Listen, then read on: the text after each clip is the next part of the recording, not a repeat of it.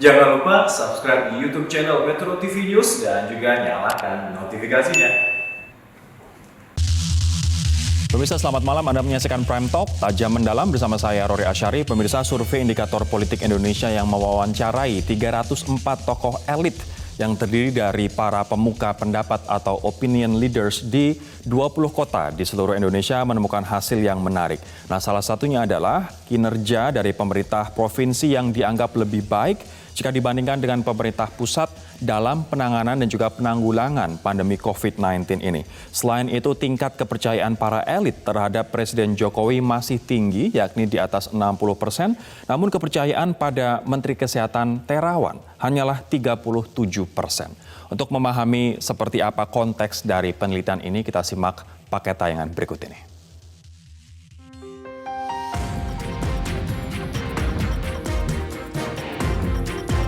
Direktur Eksekutif Indikator Politik Indonesia Burhanuddin Muhtadi mengatakan, jika ditotal berdasarkan tingkat kepercayaan publik, sebanyak 57,6% responden percaya Presiden Joko Widodo bisa bekerja baik dalam menangani COVID-19.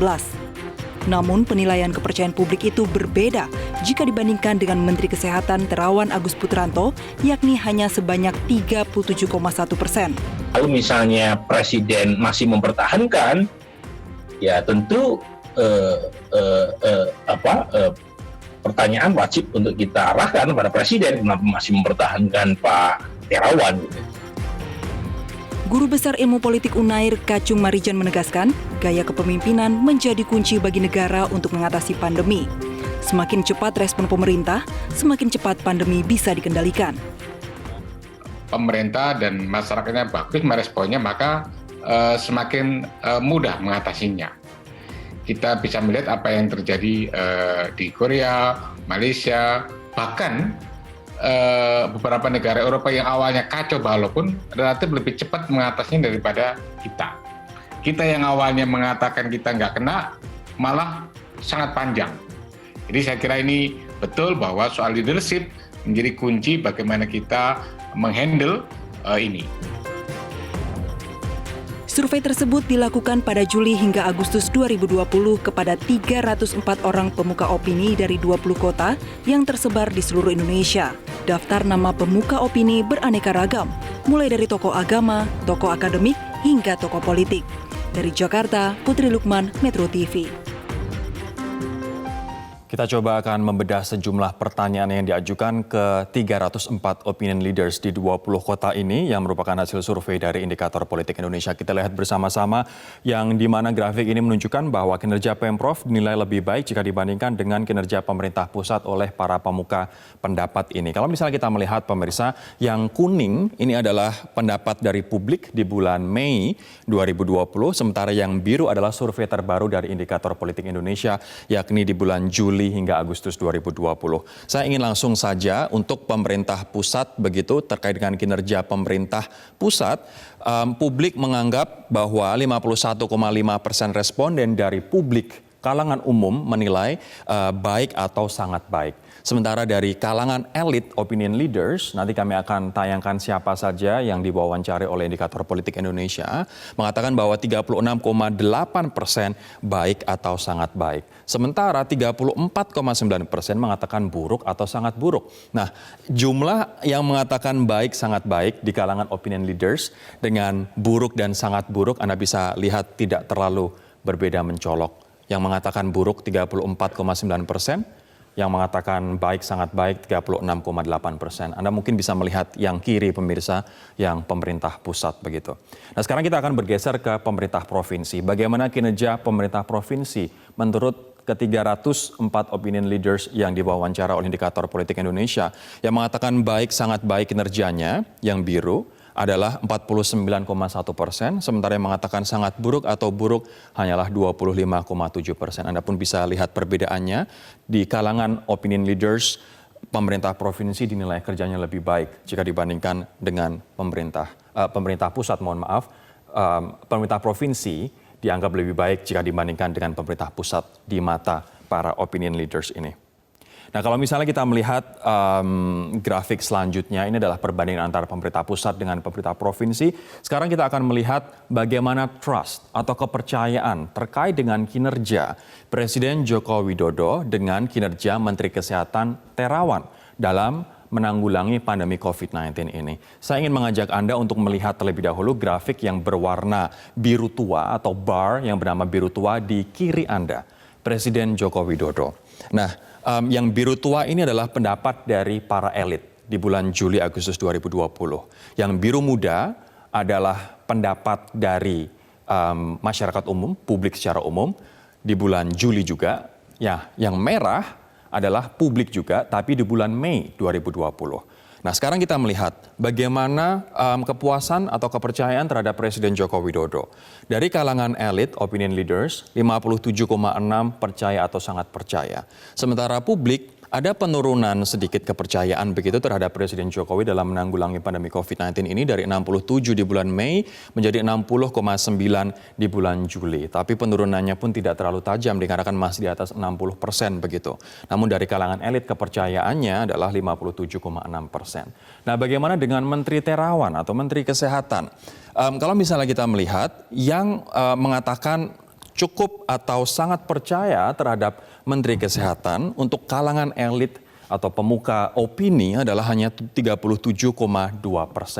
Sementara publik secara umum, pemirsa, pada bulan Juli yang percaya adalah 38,9%. Pada bulan Mei angkanya lebih tinggi, yakni 58. Artinya ada penurunan kepercayaan publik terhadap Menteri Agus Terawan di bulan Mei ke bulan Juli. Dan kalangan elit pun kepercayaannya lebih rendah lagi terhadap Menteri Terawan begitu. Nah, bagaimana dengan yang tidak percaya? Anda bisa lihat sendiri bahwa yang tidak percaya jumlahnya hampir sama. 37,1 dengan 37,2 ini di sebelah kanan layar Anda. Yang tidak percaya atau sangat tidak percaya dari kalangan elit mencapai 37,1%. Sementara yang tidak percaya dari kalangan publik di survei bulan Juli, biru muda, adalah 20,8%. Artinya yang percaya dengan tidak percaya terhadap Menteri Terawan hampir sama, yakni 37,2 untuk yang percaya dan 37,1 untuk yang tidak percaya. Ini di kalangan para pemuka pendapat atau opinion leaders di 20 kota. Kita akan melihat grafik selanjutnya kemudian bagaimana sebenarnya konsistensi pelaksanaan aturan. Pertanyaan yang diajukan oleh indikator terhadap narasumber adalah, menurut Bapak Ibu secara umum apakah sejauh ini pemerintah telah melaksanakan aturan atau perundangan yang ditetapkan dalam penanganan COVID-19 secara konsisten? Anda bisa lihat jawabannya sebagian besar adalah kurang konsisten di mata para opinion leaders ini. 53,6 mengatakan kurang konsisten begitu. Kemudian yang mengatakan cukup konsisten adalah 34,9%. Jadi cukup konsisten, cukup tinggi juga di sini, 34,9%. Sementara yang mengatakan tidak konsisten sama sekali hanya 7,6%, atau yang berwarna merah begitu. Kemudian kita akan lihat grafik selanjutnya. Kalau misalnya ini adalah tadi adalah soal konsistensi pemirsa, sebenarnya ada juga grafik terkait dengan koordinasi lintas sektoral yang mengatakan bahwa 47,4% responden mengatakan koordinasi lintas sektoralnya buruk, sementara 41,8% mengatakan koordinasi lintas sektoralnya baik. Artinya sebagian besar dari responden opinion leaders mengatakan bahwa koordinasi lintas sektoral di pemerintah pusat buruk. Nah, kalau misalnya kita melihat seperti apa komunikasi pemimpin daerah di tingkat provinsi, sense of crisis yang mereka miliki, dan juga koordinasi kerjanya, kita akan lihat pertama kali adalah skor komunikasi kepada warga. Anda lihat 3 nama teratas, ada Ridwan Kamil, ada Ganjar Pranowo, ada Anies Baswedan, ini menempati posisi tertinggi menurut survei ini. Ridwan Kamil memiliki skor 73,4 paling tinggi, Gubernur Jawa Barat, Ganjar Pranowo Jawa Tengah 73,2, sementara Anies Baswedan DKI Jakarta 72,1. Ini skor komunikasi kepada warga. Nah, bagaimana dengan sense of crisis? Ini yang kemarin Presiden sempat memberikan kritikan keras kepada para pembantunya dikarenakan banyak yang masih menganggap ini biasa-biasa saja, business as usual, dan juga tidak memiliki sense of crisis begitu. Nah, menurut survei dari 304 opinion leaders ini, Anies Baswedan memiliki sense of crisis yang paling tinggi, yakni 72,9% mengatakan sense of crisis dimiliki oleh Anies Baswedan. Sementara Ridwan Kamil 72,1, Ganjar Pranowo 72,0.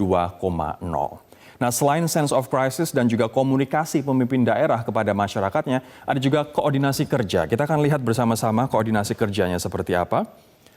Ridwan Kamil koordinasi kerja menempati posisi tertinggi dengan 72,4% pemirsa, sementara Ganjar Pranowo 71,9 dan Anies Baswedan 71,6. Ini bisa dikatakan bahwa Ridwan Kamil, Ganjar Pranowo, Anies Baswedan selalu ada di peringkat 3 besar dalam hal sense of crisis, kemudian skor komunikasi kepada warga, dan juga skor terkait dengan koordinasi kerja lintas sektor di provinsi yang mereka pimpin masing-masing. Nah, tadi saya sudah mengatakan bahwa survei ini mewawancarai 304 responden yang merupakan para elit opinion leaders di 20 kota, namun kita ingin mengenal terlebih dahulu soal metodologi dan juga siapa-siapa saja yang menjadi responden dari survei ini. Bahwa survei ini dilakukan di bulan Juli hingga Agustus 2020 terhadap 304 pemuka opini atau opinion leaders, dan pemuka opini ini pemirsa berasal dari 20 kota di Indonesia seperti Banda Aceh, Medan, Padang, Jakarta, DIY, Surabaya, Denpasar, Makassar, Manado, dan juga Jayapura, serta beberapa kota yang lain. Nah, beberapa nama yang menjadi responden Anda bisa lihat ada Kiai Haji Mustafa Bisri, Komarudin Hidayat, Dahlan Iskan, Bushro Mukodas, ada Erlina Burhan yang nanti akan kita wawancara sebentar lagi. Ada juga Rektor UI Ari Kunchoro, bahkan ada beberapa nama yang juga tidak asing di telinga kita seperti Gun Gun Herianto, ahli hukum Profesor Edi Hiarie, kemudian Zainal Arifin Muhtar, bahkan Tengku Zulkarnain. Artinya dari narasumber atau subjek penelitian pun, responden pun, ada yang berseberangan dengan Presiden, ada yang sejalan dengan Presiden begitu. Nah, kita akan tanyakan pendapat dari 3 narasumber saya pada malam hari ini terkait dengan hasil survei ini dan apakah ini benar menunjukkan apa yang terjadi di lapangan menurut mereka bertiga. Namun saya akan konfirmasi terlebih dahulu kepada Mas Burhan. Sebelum saya ke Pak JK dan juga Bu Erlina, saya ingin menyapa terlebih dahulu. Mas Burhan, selamat malam. Pak JK, selamat malam. Terima kasih sudah bergabung bersama kami. Bu Erlina, selamat malam Bu. Terima kasih sudah meluangkan waktu untuk Prime Talk malam hari ini. Saya ingin konfirmasi terlebih dahulu ke Mas Burhan, Mas. Jadi survei ini adalah dari kelompok elit 304 opinion leaders nampaknya lebih puas dan percaya pada pemerintah daerah jika dibanding pemerintah pusat, Mas. Mungkin bisa dielaborasi apa alasan mereka? Betul, Rory. Jadi kalau kita skor rata-rata kepercayaan terhadap pemerintah daerah, baik dalam soal manajemen birokrasi, mobilisasi sumber daya, maupun sense of crisis, itu skornya antara 67 sampai 72. Itu kurang lebih 5 sampai 7 poin lebih tinggi dibanding skor kepercayaan mereka terhadap pemerintah pusat dalam berbagai aspek yang kita perbandingkan. Jadi memang ada masalah terkait dengan titik awal di mana pemerintah pusat, terutama yang diwakili oleh beberapa menteri seperti Menteri Kesehatan dan banyak menteri yang lain, itu salah dalam memberikan pernyataan atau arah terkait dengan pandemik di awal-awal bulan Maret. Jadi saat itu yang muncul adalah denial, yang saat itu yang muncul adalah satu statement yang menunjukkan underestimate terhadap potensi ancaman wabah, dan itu terbawa sampai sekarang. Dan itu yang mengakibatkan kemudian evaluasi elit opinion maker terkait dengan pemerintah pusat itu relatif kurang positif dibanding terhadap pemerintah daerah. Mas Burhan, tadi juga ada data menarik terkait dengan trust kepada Presiden Jokowi yang masih 60% ke atas begitu. Dari publik 60% ke atas, sementara dari opinion leaders adalah 57% ke atas.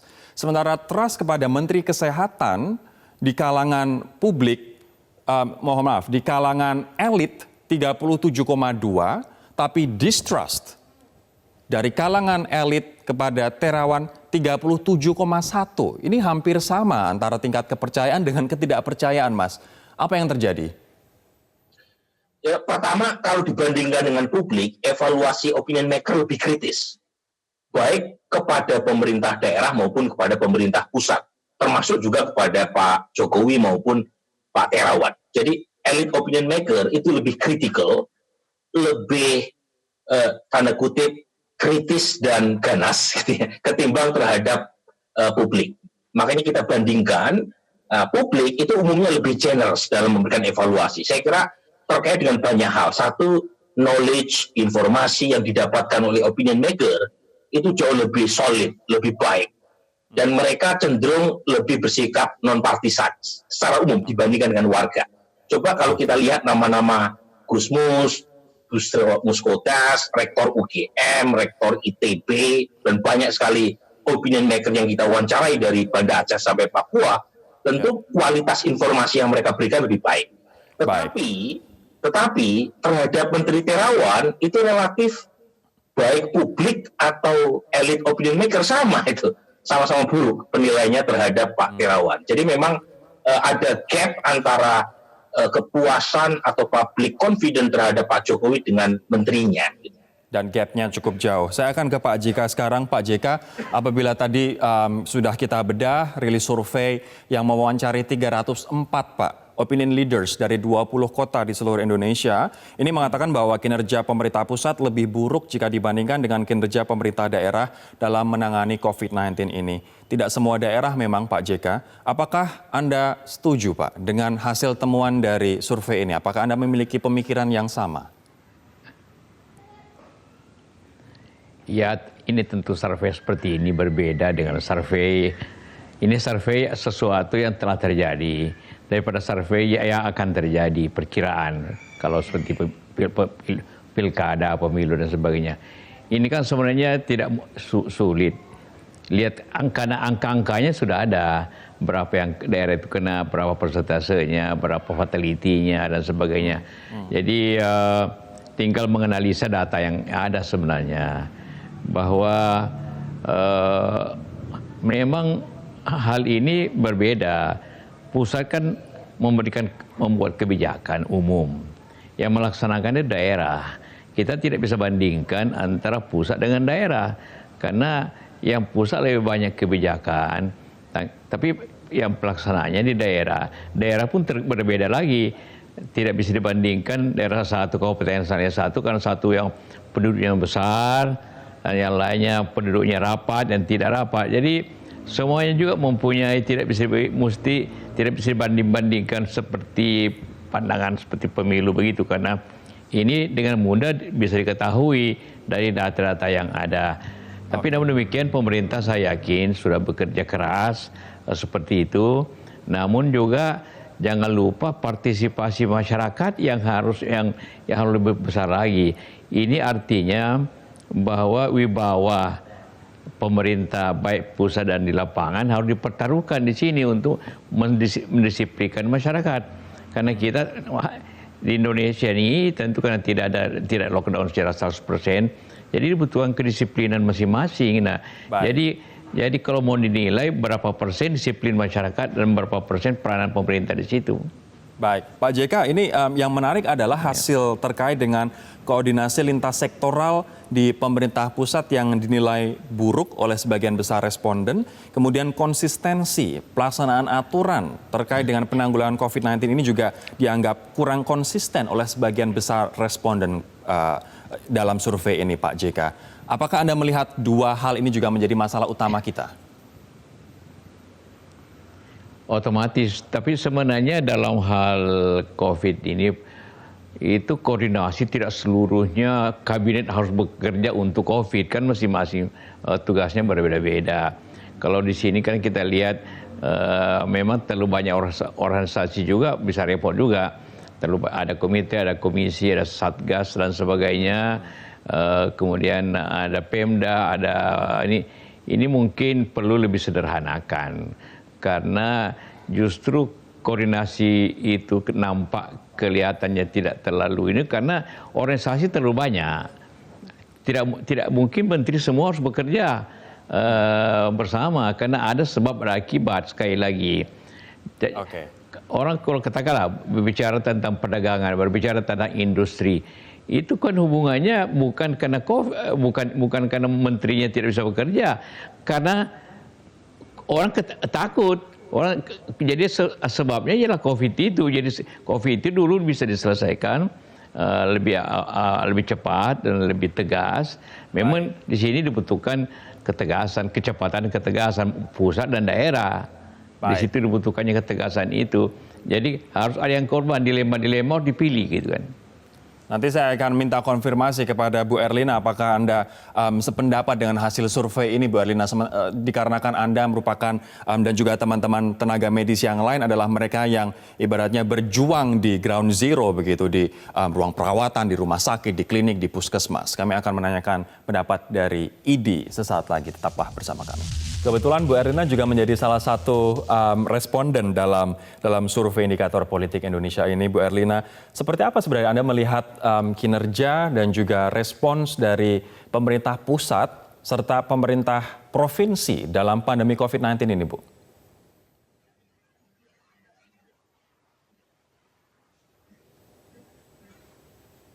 Teman-teman, audio dari Bu daerahnya Erlina. masing-masing, ya. Jadi mereka mungkin lebih terorganisir. Sementara di pusat kan terlalu banyak orang pinternya nih. Jadi yang satu ngomong lain, satu ngomong lain. Jadi sepertinya masyarakat juga bingung ini gimana ini. Tapi kalau di provinsi kan orang pinter atau yang didengerin satu tuh gubernur. Nah, jadi lebih mungkin terorganisir gitu ya. Artinya di tingkat pusat terlalu banyak orang yang berpendapat, terlalu banyak orang yang menginginkan pendapatnya didengar, terlalu banyak pertimbangan, seperti itu Bu Anda melihat? Iya, kalau di pusat saya lihat kan yang punya wewenang di bidang masing-masing itu banyak dan sepertinya mereka setara begitu ya. Menteri A, Menteri B, Menteri C, dan kadang-kadang itu betul tuh indikator menangkapnya bahwa koordinasi lintas sektoral kurang begitu baik. Ya. Sehingga masyarakat melihatnya, wah ini kurang nih di pusat nih, lebih bagus di Pemda atau di daerah begitu. Oke, dan ini memang salah satu hasil survei yang mengatakan bahwa koordinasi lintas sektoral dan juga konsistensi dalam penegakan aturan di tingkat pemerintah pusat sebagian besar dari responden mengatakan buruk atau tidak sebaik jika dibandingkan dengan pemerintah provinsi. Saya akan ke Mas Burhan, apakah tadi yang disampaikan oleh Bu Erlina ini memang menjelaskan dari opinion leaders ini kenapa mereka melihat pemerintah pusat, koordinasinya, konsistensinya, komunikasi publiknya kalah jika dibandingkan dengan pemerintah provinsi, Mas? Dan bahkan survei indikator dikonfirmasi oleh Presiden Jokowi sendiri. Ketika beliau memarahi menteri yang disampaikan melalui kanal YouTube Seknek, itu kan salah satu yang disampaikan Presiden Jokowi adalah tingginya ekosektoral di kalangan kementerian atau lembaga. Sehingga dalam proses penanganan COVID, baik yang terkait dengan isu kesehatan maupun ekonomi, itu seperti saling salib antara satu bidang dengan kementerian yang lain. Contohnya misalnya mudik, ya. Mudik itu kan berkali-kali itu ada tarik menarik ya antara satu kementerian dengan yang lain. Kemudian juga jangan lupa, gitu ya, kita belum lama mendengar misalnya soal bansos, soal yang lain itu terlihat antara satu sektor dengan sektor yang lain sepertinya tidak satu suara. Nah, beda dengan pemerintah daerah, mataharinya tunggal. Jadi gubernur langsung in charge dan didengar langsung oleh jabatan di bawahnya. Meskipun lagi-lagi kita bisa berdebat soal hasil ya, tetapi setidaknya suara di daerah lebih tunggal, tidak terjadi inkonsistensi kebijakan, sementara di pusat terlalu banyak inkonsistensi yang kita saksikan. Leading sektornya kan seharusnya Kementerian Kesehatan, Mas, dan dia harusnya menjadi in charge untuk mengkoordinasi. Bagaimana para pemuka opini ini menilai yang seharusnya menjadi leading sektor ini? Nah, di pusat ini kan memang pemainnya banyak ya. Satu dari sisi portofolio sebenarnya Menteri Kesehatan yang menjadi leading sektornya. Tetapi ada gugus tugas percepatan penanganan masalah COVID sebelum kemudian jadi komite ya. Jadi ada banyak distribusi power di situ, termasuk masing-masing menteri, terutama yang berkaitan dengan apa yang mereka klaim bagian dari tupoksinya, itu juga mereka ikutan berbicara. Jadi terlalu ramai, terlalu gaduh ya, sehingga tidak membentuk orkestra yang enak untuk kita dengarkan. Oke, ini ada juga hasil survei yang menarik. Ini pertanyaannya di hasil survei ini sangat kaya, banyak banget Mas Burhan. Jadi kita Betul. pun mengambil beberapa spektrumnya pun juga bisa luas begitu. Saya akan ke Pak JK sekarang. Pak JK, kalau misalnya kita lihat grafik berikut Pak JK, ini adalah mana yang harus diprioritaskan terlebih dahulu, Pak? Apakah kesehatan, apakah ekonomi terlebih dahulu?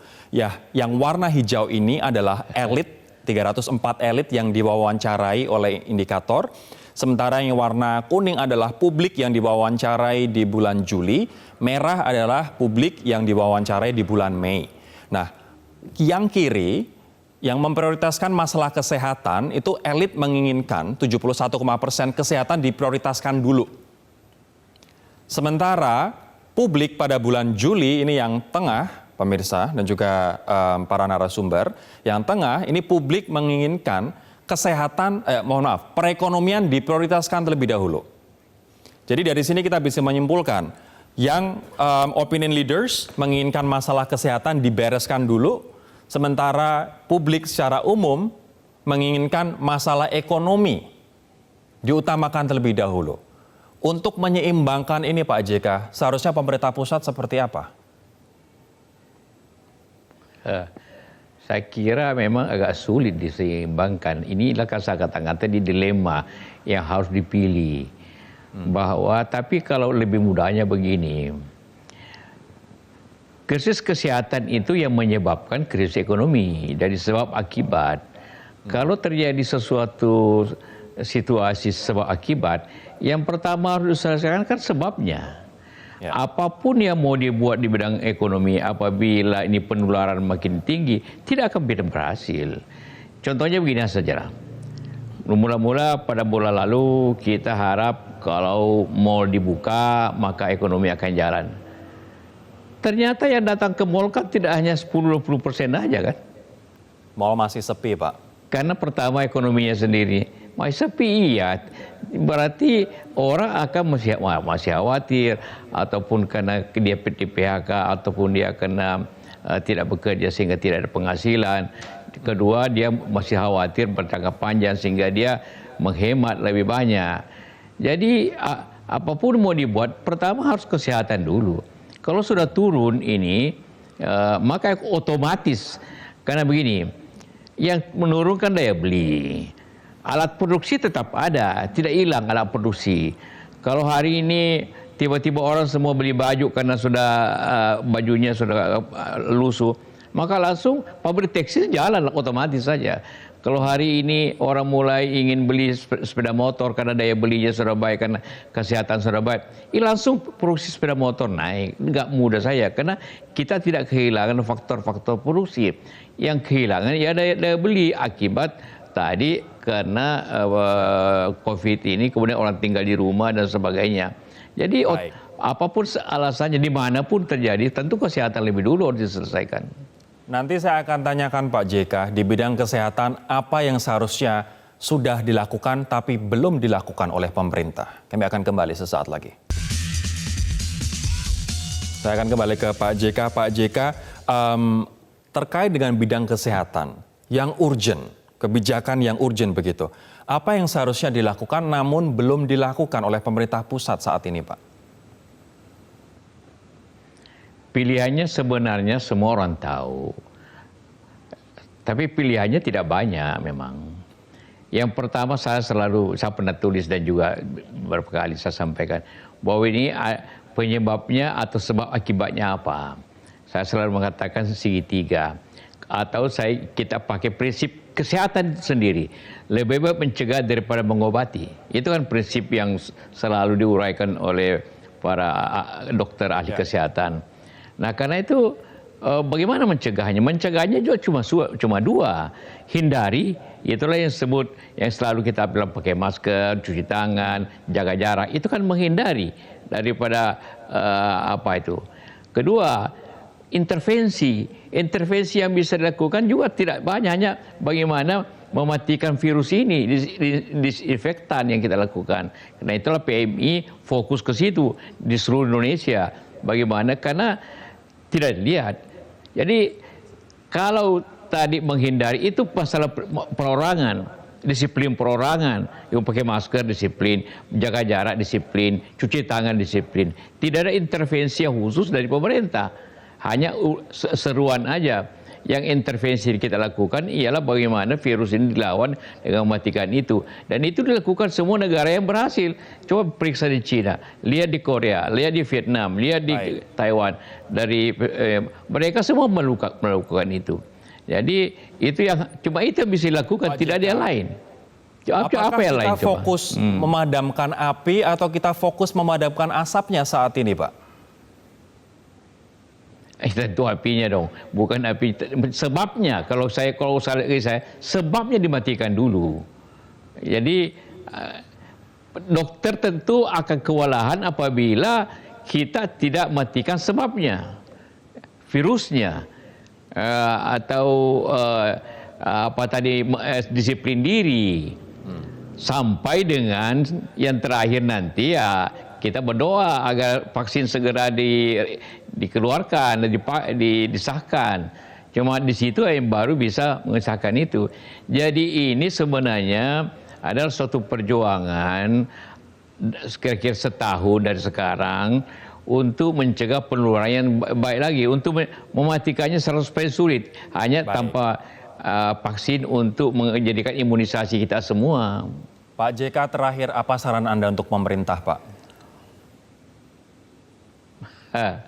Ya seperti saya katakan tadi, pemerintah kita tentu sangat berusaha dengan keras, tapi juga bukan hanya pemerintah, kita semua.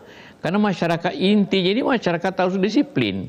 Lihat di negara yang berhasil, masyarakatnya disiplin. Apapun yang dilakukan pemerintah, karena pemerintah hanya mengatur aturan, membuat aturan, tapi pelaksana aturan itu ialah rakyat kita sendiri. Apalagi kita hanya menghimbau. Tindakan tegas yang dijanjikan ini kan belum kelihatan.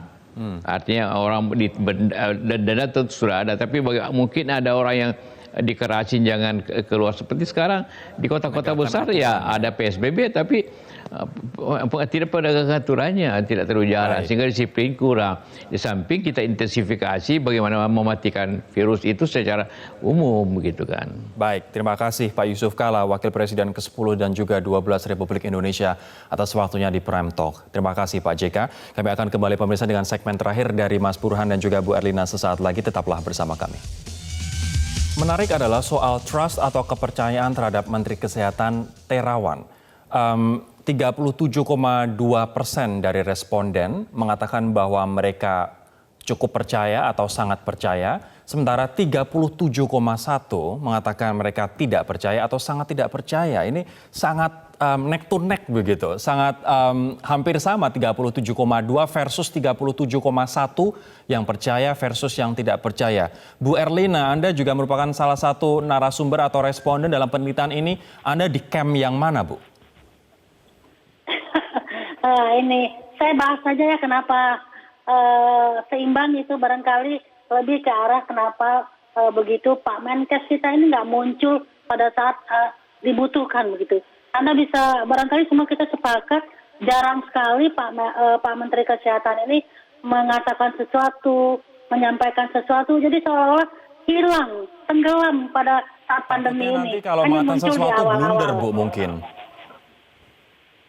Ya, itu Pak Burhanuddin yang menjawab itu ya, soal blunder ya, atau masyarakat yang menjawab. Tapi intinya adalah seperti itu bahwa baik elit maupun masyarakat bingung. Ini kan core bisnisnya adalah kesehatan, tapi kok Menteri Kesehatan nggak muncul. Baik. Jadi makanya, ya. Artinya Anda bisa dikatakan di camp yang tidak percaya pada Menkes, Bu? Nanti jawabnya ya. Jawabnya off air aja begitu. Baik, tapi terima kasih Bu Erlina, dan ini juga merupakan temuan yang menarik dikarenakan yang percaya dengan yang tidak percaya jumlahnya sama, 37% begitu. Mas Burhan mungkin bisa memberikan perspektif ini kenapa bisa 37,2 versus 37,1 yang percaya dan tidak percaya, Mas Burhan? Jangan lupa Rory, kategori elit opinion maker yang kita tanya termasuk pengusaha. Jadi kalau kita breakdown opinion maker dari kategori mana yang paling percaya Pak Terawan itu dari pengusaha. Nah, mengapa pengusaha relatif lebih trust terhadap Pak Terawan? Dugaan saya karena pendekatan Pak Terawan yang masih membuka keran ekonomi, keran usaha.